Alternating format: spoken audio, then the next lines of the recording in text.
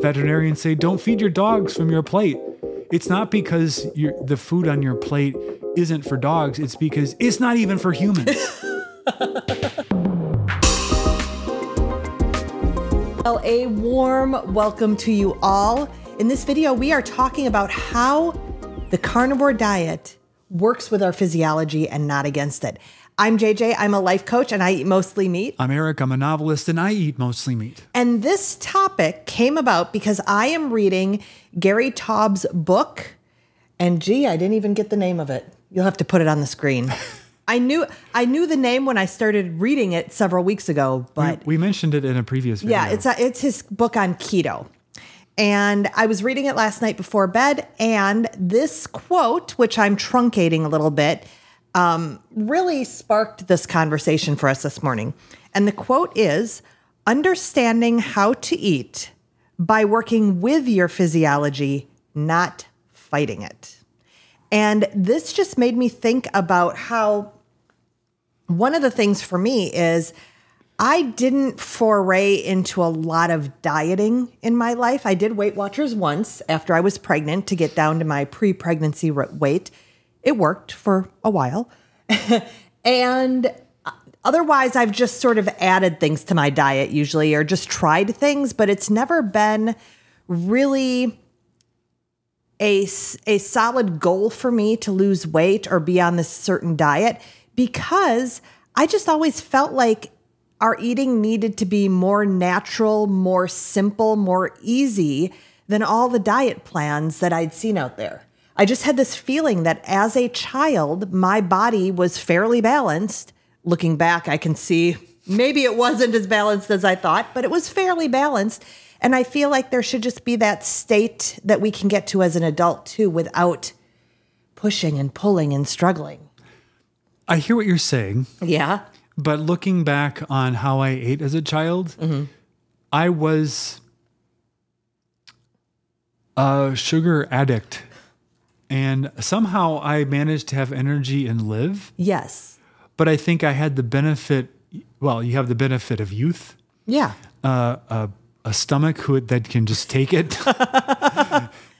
And the incinerator stomach. And some resiliency, but over time, all of the sugar and carbs that I subsisted on did their damage.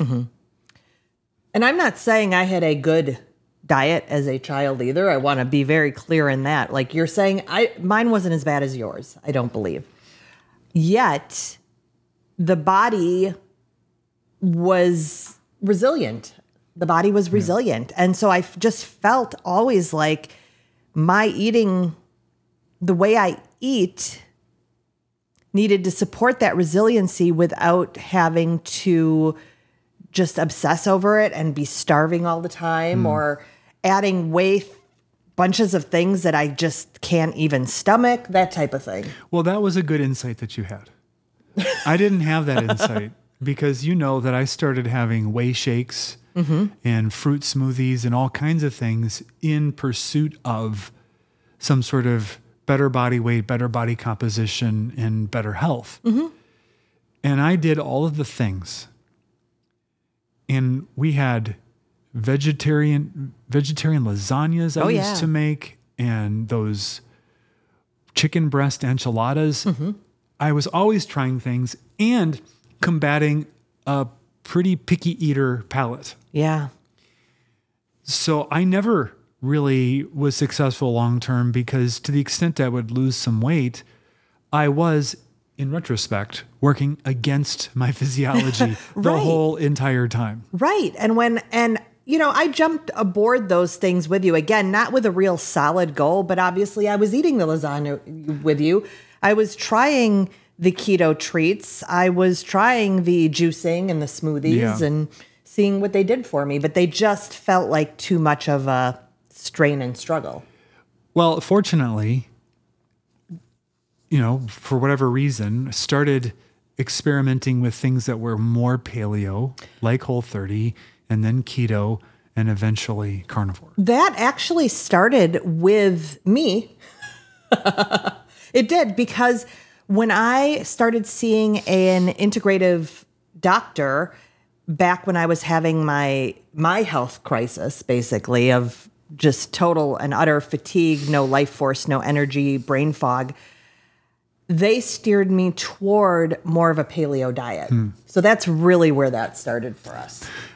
I was in my 30s, I think, when I started working with keto for the first time. And I was following, the online communities and forums and dipping into it, trying to understand why, as I was getting into my 30s, I was getting doughier and doughier looking. And keto was really coming into its own. And when I was able to experiment with it, I had such amazing results. It was the first time that I experienced something that was in line with my physiology, or sort of. Sort of, yeah. Now, for me, that was keto was challenging for me to sustain because simply cooking with a lot of dairy to try to, how do you get that much fat? And I was just trying to make these meals with all this fat in it. And so it was a lot of broccoli and asparagus covered in lots of cheese. You mean you didn't think to go ask the butcher for bags of fat cutoffs? I did not think of that back then. And it was fat bombs. We were making fat bombs and a lot of dairy. So let's get back to this aligning with our physiology and Taub's point. Yeah. When you brought this up, I started thinking in terms of the Wild Kingdom. Who was that guy? Marlon Perkins? Yes, I think you're right. Mutual of Omaha's Wild Kingdom. I love that show. But you think of the wildlife that you see, they are not obese. No. And don't have diabetes. Unless it's part of their natural yearly cycle to get obese in order to have stores for the long, cold winter. Like if you're a bear, I guess a walrus. But that's by design. Yeah. But the deer around here, the squirrels, they fatten up during the season, but it's not because they're overeating. No, and it's not obesity either. I mean, our squirrels get a little more fluffier and plumper, but they're not struggling with mobility issues. No, the ones that get a little too far are close to the bird feeders at your mom's house. Those things are extra fluffy because they have a bunch of access to foods that aren't peanuts, aren't natural to it. Yep. Yeah. So, but this whole conversation of eating in line with physiology is dead obvious once you are doing it and you experience it. But I think if you're eating sad and that's all you know, you just think of menu items as food that people eat. It's people food. As a matter of fact, veterinarians say, don't feed your dogs from your plate. It's not because the food on your plate isn't for dogs. It's because it's not even for humans. Not even. Not even. So anyway, in an animal's pursuit of its survival goals, it eats what it finds and that is natural to it.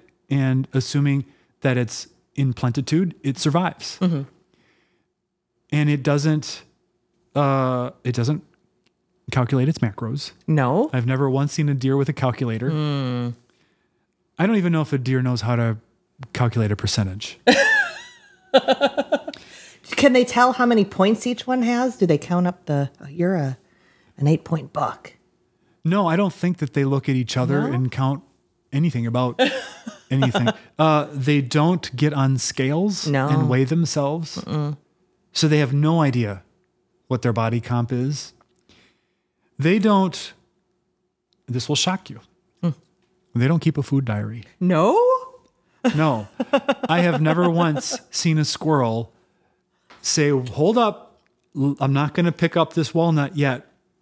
What is, our daughter does the whole, when she's going to take notes, she pulls out Yeah. When we're trying to impart some of our hard-earned wisdom to her, she gets the fake stenographer or steno pad out. Pulls the pencil. Yeah, it's pretty sassy.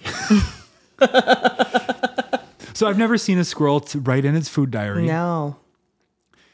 Do they calculate their calories? I don't think they do, actually. I don't think so. No. I'm willing to put money on it that not a single animal in the entire world, other than a human, knows what a calorie is. Well, this makes me think of two of my favorite doctors, Dr. Kiltz. Yeah. Right? He talks a lot about this, and just he's not about testing a whole lot. He's not about counting anything.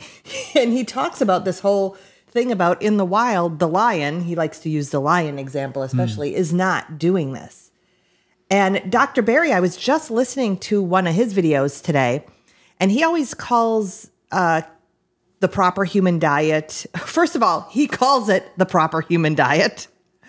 And secondly, he says it's a weight optimization diet.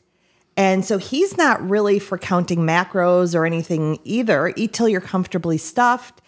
And people write into him and say, oh, what if I'm getting too skinny? How do I stop losing weight? And he's like, you will stop losing weight when your weight is your proper weight. Don't worry about it. Don't even step on the scale, maybe. Well, I haven't been. No, that's true. That's right. hugely new for you. We moved and the scale wasn't here, and now it's here, but it's not connected to the Wi-Fi, so I haven't felt like standing on it because I'm not collecting data. But to my point earlier, no animal is collecting data. And maybe there's a lesson in that. Because we had this discussion that if you think about what an animal does to survive, it's trying to live day to day, procreate, and not die, not be killed by a predator. Humans want happiness. Animals don't think in terms of wanting happiness. And what happens, this is my philosophical view, is we start creating these intellectual dots that we need to connect in order to get to happiness. So we want the right weight to get the right mate, and we want wealth, and we want to collect objects. And when we think about our physical security, we want excess of security. We want heated houses, cooled houses. We don't want the roof to leak. We want a safe neighborhood. And so all of those ideas occupy our minds constantly between our getting up in the morning and happiness. Animals don't do that. They don't even know what AC is. No, they don't. Well, our dog might. But what they do is they eat the proper deer diet or the proper squirrel diet or the proper lion diet, and they experience whatever outcome they experience. But we've seen in the carnivore human community is when carnivores eat carnivore, a lot of those things start taking care of themselves. Now, not the AC and not the heat. Although Carrie recently said he's not that sensitive to temperature anymore since being carnivore. Yeah. I have not had that experience. But you stop putting all of these abstract intermediate goals between yourself and happiness, and you just go straight there. And feeding your physiology rather than fighting against it, as we know from Dr. Georgia Ede, take your drink. I mean, that, and Chris Palmer, Dr. Palmer, that this type of eating actually does contribute to the balance of our brain and ultimately our good mental health and good mood. And you've experienced the carnivore bliss. Yes, yes. It's been a little dicier recently. It really has. I've shared my diet has not been as tight just because of our move and a lot of stress and eating out and getting just, food I don't really know the quality of, more salads to Alan than I should be eating. In the kitchen, there's There's a tale to be told, a mystery of why the greens look so bold. It might seem healthy, but trust me, it's wrong in a salad bowl. But you've been fooled for so long. Salad is toxic, let me hear you say. Forget the greens, live another day. Salad is toxic, join the parade. Make a sweet escape, leave the greens and play. And it's been a big awakening to me that my mood has just shifted. And not that, I mean, we also lost our dog. There's some grieving to be done. I don't think my carnivore bliss doesn't need to be just that I'm skipping merrily through the woods all the time. But my resilience has been very low. Well, we talk about eating out, and even when we try to, order something that's compliant with carnivore, you don't know what's happening in the kitchen. Mm-mm. You don't know what seed oils are being attached to that food. You don't know what other ingredients might be in it that are adulterating its quality. And for me, even, is it being cross-contaminated with gluten, which is a big deal for me. Can I do an aside? Sure. I saw an interesting post on X where some rando, speculated that many people who have gluten sensitivity may actually have a sensitivity to the chemicals that are applied to the wheat crops in this country. Yes, I've heard that. Because when they go to Italy, also known as Italy. Italy? I don't even know where that came from. Some movie. Something long, long ago. They eat the wheat and they don't do as bad. Right. And I've actually experienced that in our local Italian restaurant. Opened a factory where they actually bring in wheat from Rome and they ferment it so it's prepared in an ancestral way, and they create these flatbreads out of it. And I have had it 3 times, the flatbreads, and twice I did okay with it. The third time I didn't, but again, you never know. Their kitchen, because I'm eating it in their restaurant, their kitchen, I might have gotten some cross-contamination through there. Alas, it's not on the menu anyway. Well, no, not at this point. But that is that type of thing where, you're right, is it actually the gluten, or is it? So looking back on our dieting history, we slowly wandered in an ever-tightening path down to carnivore. And we finally found the thing that works for our health, energy, happiness. Yeah. Although you've had better mental benefits than I have, at least from that bliss and high energy. That's true. Yet, when you have been carnivore, you've had less IBS. Oh yeah. And you have had more energy, better mood, which allows you to get out onto the property to do your projects rather than sitting in the chair. And that does give you greater sense of purpose and meaning. And so even if you haven't experienced the bliss factor that I've experienced, I would say you have certainly up-leveled in your mood and energy, and that's contributed to a more satisfying existence. I agree totally. I think the issue for me, and it's just my nature, is before, when I was listing all those things that people need to have before they're happy, I have an exceptionally long list that's occupying my mind without my involvement. Yeah. I don't even realize it. Habits of thought that are so intrinsic to how my world is shaped within my brain that I have to catch them. I have to catch those thoughts in the act and go, wait a minute, is that real, or is that just something that I received from someone else somewhere along the line? So I may just not be as far along in my psychological evolution either. Well, I am a life coach. You remember that, right? I've been a life coach for a while. Highly aware. My daughter also says, don't coach at me, which I don't for the most part because I know better. Yet she thinks anything I say is coaching her. She's a little overly sensitive. Yeah. But I mean, I have been working on that for a very long time of catching those thoughts and those expectations and things. They still get me off guard sometimes, but.